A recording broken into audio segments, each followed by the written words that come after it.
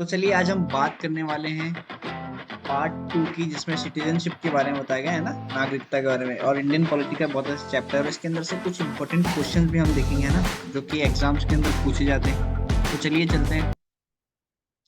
तो देखिए ना, भारतीय नागरिकता प्राप्त करने तो हमारे पांच प्रकार हैं।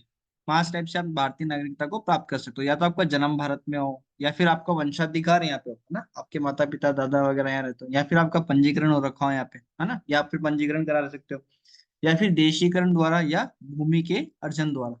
ये पांच तरीके हैं यदि किसी को भी भारत का नागरिक बनना है तो। ठीक है। भारतीय संविधान किस प्रकार की नागरिकता प्रदान करता है? तो एकल नागरिकता, सिंगल सिटीजनशिप है अपने यहाँ पे। ठीक है। और ब्रिटेन की बात करें तो ब्रिटेन में भी सेम है, सिंगल सिटीजनशिप है।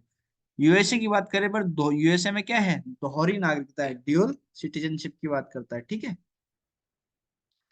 एंड नागरिक संशोधन अधिनियम 2019 सीए में किन देशों को हिंदू, बौद्ध, सिख, जैन, पारसी और ईसाई नागरिक को भारत की नागरिकता प्रदान करने का प्रावधान है? तो पाकिस्तानी, बांग्लादेश या अफगानिस्तान, है ना। तो अपने कभी मोदी जी बिल लेके आए थे, आपको ध्यान हो तो, 2019 सीए के तहत, है ना। तो हिंदू, बौद्ध, सिख, जैन, पारसी, ईसाई नागरिक जो कि क्या हो, पाकिस्तान, बांग्लादेश और अफगानिस्तान, उन सबको नागरिकता देने का प्रावधान किया है। भारतीय नागरिक की नागरिकता किस आधार पर समाप्त हो सकती है? तो परित्याग, पर्यावसन या वचना के आधार पर। भारत से बाहर जाने वाले कितने वर्षों तक रहने वाले भारतीय नागरिक समाप्ति कर दिया? यदि कोई 7 वर्ष से ज्यादा भारत से बाहर रहता है ना, तो उसकी नागरिकता क्या कर देता है, भारत समाप्त कर देता है। प्रवासी भारतीय दिवस कितने समय अंतराल पर मनाया जाता है? तो आपको ध्यान रखना है, प्रति 2 वर्ष में मनाते हैं, हर 2 साल। और कब मनाते हैं? 9 जनवरी को। ठीक है, याद रहेगा, अक्सर पूछा जाता है सवाल। नागरिकता से संबंधित प्रमुख अनुच्छेद, तो इसके अंदर देखो अनुच्छेद आपको ध्यान रखना है, पार्ट टू के अंदर 5 से लेके 11 तक नागरिकता से रिलेटेड अनुच्छेद है ना। तो इनके बारे के अंदर तो कभी पूछा जाता नहीं है कि अनुच्छेद 5 में क्या लिखा है, तो कभी पूछा नहीं गया। लेकिन आपको ये ध्यान रखना है कि पार्ट टू में 5 से लेके 11 तक, है ना, नागरिकता के अनुच्छेद है। ठीक है। लक्ष्मीवाल सिंघवी समिति किससे संबंधित है? तो दोहरी नागरिकता से, ड्यूअल सिटीजनशिप से संबंधित। किसी व्यक्ति द्वारा बैंकों में धन जमा करके प्राप्त भारत की नागरिकता नहीं प्राप्त की जा सकती है। सपोज करो कोई सोचे यार मैं इंडियन बैंक में बहुत सारा पैसा जमा कर दूं और मैं वहां की सिटीजनशिप ले लूं, तो ऐसा पॉसिबल नहीं है। भारतीय संविधान में एकल नागरिकता अभी अपन ने पर पढ़ा था, सिंगल सिटीजनशिप है ना। और कहाँ से लिया अपन ने? ब्रिटेन से। और ब्रिटेन के अंदर भी क्या है, सिंगल सिटीजनशिप की है ना। भारतीय मूल के व्यक्ति पीआईओ का कार्डधारक भारत में नहीं खरीद सकता। क्या नहीं खरीद सकता? कृषि भूमि। जो पीआईओ कार्ड धारक है ना, वो हमारे देश में क्या नहीं खरीद सकते? कृषि भूमि।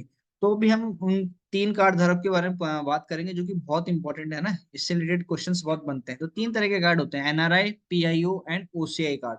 इन तीनों में डिफरेंसेस क्या है वो भी अपन देखते हैं ना। तो फर्स्ट बात करते हैं एनआरआई। तो एनआरआई कौन होते हैं?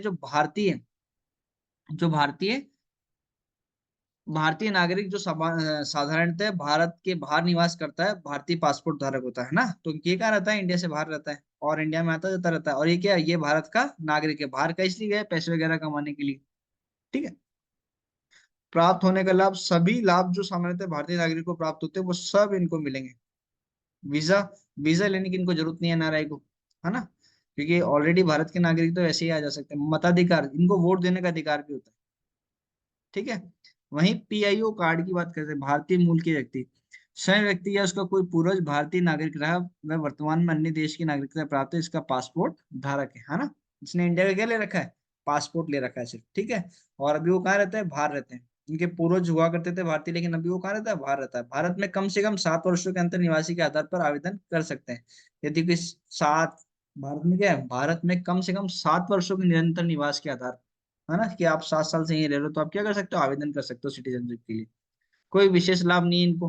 ठीक है। आने जाने के लिए क्या है, इनको वीजा कार्ड चाहिए। यदि किसी पास पीआईओ कार्ड है तो उसको क्या चाहिए? वीजा चाहिए इंडिया आने आने के लिए। और इलेक्शन में वोट देने का अधिकार नहीं है, ध्यान रखना। ठीक है।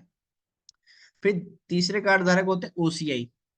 तो एक व्यक्ति जो विदेशी भारतीय नागरिक कार्ड धारक हो तथा नागरिकता अधिनियम 1995 के अंदर पंजीकृत हो, तो उसको हम क्या कहेंगे? उसको क्या मिलता है? ओसीआई कार्ड मिलता है। ठीक है।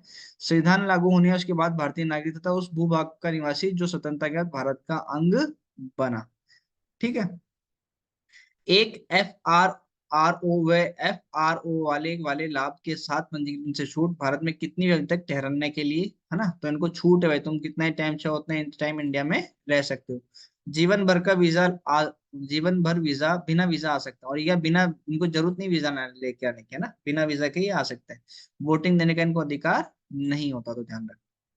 ठीक है, तो ये तीन डिफरेंसेस थे। और अक्सर एग्जाम में ऐसे पूछा जाता है कि एनआरआई को वोट देने का अधिकार है या नहीं है, या एनआरआई को वीजा लेने की जरूरत है या नहीं है। ठीक है, या फिर पीआईओ कार्ड को, अभी अपन ने लास्ट क्वेश्चन देखा ना कि भारतीय मूल के व्यक्ति, है ना, जो पीआईओ आर है ना, पीआईओ कार्ड धारक है, का भारत में क्या नहीं खरीद सकते, वो कृषि भूमि नहीं खरीद सकते। ठीक है, तो ऐसे क्वेश्चन हमें एग्जाम में देखने को मिलते हैं। आई होप आपको मजा आया हो। यदि आपको कुछ डाउट्स या कुछ पूछना हो तो आप कमेंट बॉक्स में जरूर कमेंट करें। ठीक है, चलिए मिलते हैं।